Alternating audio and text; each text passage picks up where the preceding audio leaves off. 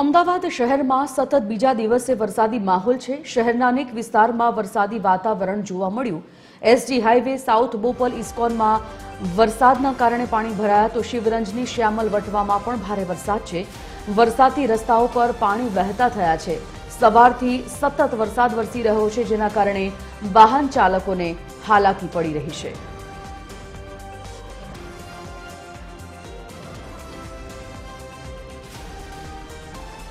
ગઈકાલથી વરસાદી માહોલ। અમદાવાદમાં અનરાધાર વરસાદ અને અનરાધાર વરસાદને કારણે રોડ રસ્તાઓ પર વરસાદી પાણી ભરાઈ ગયા। અવરજવર કરવા માટે વાહન ચાલકોને મુશ્કેલી પડી રહી છે। જે નીચાણવાળા ખાસ વિસ્તારો છે એ વિસ્તારોમાં પણ વરસાદી પાણી ભરાઈ જવાના કારણે સ્થાનિકોની મુશ્કેલી પણ વધી છે। એવા ઘણા વિસ્તારો છે જ્યાં વરસાદના કારણે પ્રભાવિત થયા। હવામાન વિભાગે જ્યારે નાવકાસ્ટ જાહેર કર્યું હતું તેમાં જ આગાહી કરવામાં આવી હતી કે સતત વરસાદ આ 29 તારીખ સુધી રહેશે અને એ આગાહી મુજબ જ વરસાદે અત્યારે અનેક વિસ્તારોને જળબંબાકાર કર્યા છે।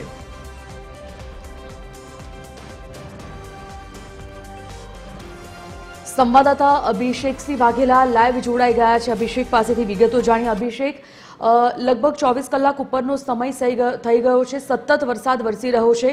અમદાવાદમાં અનરાધાર વરસાદને કારણે અનેક વિસ્તારો જે પ્રભાવિત થયા છે। હાલ આપના તરફથી જાણવા માંગીશું કે આપ કયા વિસ્તારમાં છો, એ વિસ્તારની પરિસ્થિતિ અત્યારે શું છે, કેવી તકલીફો ત્યાં સ્થાનિકોની છે વરસાદી પાણીના કારણે? બિલકુલ સંજીવની, વાત કરીએ તો જે પ્રકારે હવામાન વિભાગ તરફથી આગાહી કરવામાં આવી હતી, 4 જેટલી સિસ્ટમો સક્રિય થઈ છે અને જેના પગલે છેલ્લા 24 કલાકમાં શહેર સહિત રાજ્યભરમાં અલગ અલગ જગ્યાઓ પર ભારે વરસાદ જે છે તે જોવા મળી રહ્યો છે। અત્યારે હું આપણે દ્રશ્યો બતાવવા માંગીશ કે અત્યારે હાલ અસલાલીથી લઈને લાંભા વિસ્તારમાં આવેલું આ ભારત પેટ્રોલ પંપ છે કે જ્યાં ગઈકાલે જે વરસાદ વરસ્યો હતો અને ત્યારબાદના દ્રશ્યો આપ જોઈ શકો છો કે હજુ સુધી પણ આ પાણી જે છે તે વરસાદી પાણી ઓસર્યા નથી। જે પેટ્રોલ પંપના જે સંચાલક જે છે તે આપણી સાથે છે, આપણે તેમની સાથે વાત કરીશું કે કેવા પ્રકારની મુશ્કેલી ગઈકાલે વરસાદ વરસ્યો હતો અને ત્યારબાદની આ પરિસ્થિતિ છે, શું કહેશો? એટલે એમાં એવું છે કે ચારે બાજુનું પાણી અમારે અહીંયા આવી જાય છે ને અમારે અહીંથી પાણીનો આગળ નિકાલ થવાનો કોઈ આરો જ નહીં। આજુબાજુના 2 તળાવ છે, તળાવનું સીધું રોડ પર પાણી આવે છે, રોડ પરનું સીધું અમારા કંપાઉન્ડની અંદર આવે છે। આ પોઝિશનની અંદર અમારે કાલ સવારથી અત્યાર સુધીમાં અમારા પેટ્રોલ પંપનું વેચાણ બધું બંધ થાય છે। કસ્ટમર બધા બહુ હેરાન થાય છે એટલે આગળ પાણીનો કોઈ નિકાલ થતો છે નહીં। બિલકુલ, ગઈકાલથી વરસાદ વરસ્યો હતો, ભારે વરસાદ વરસ્યો હતો, ત્યારબાદના પરિસ્થિતિ છે। તંત્ર તરફથી કોઈ આવ્યું હોય, કોઈ ધ્યાન આપ્યું હોય?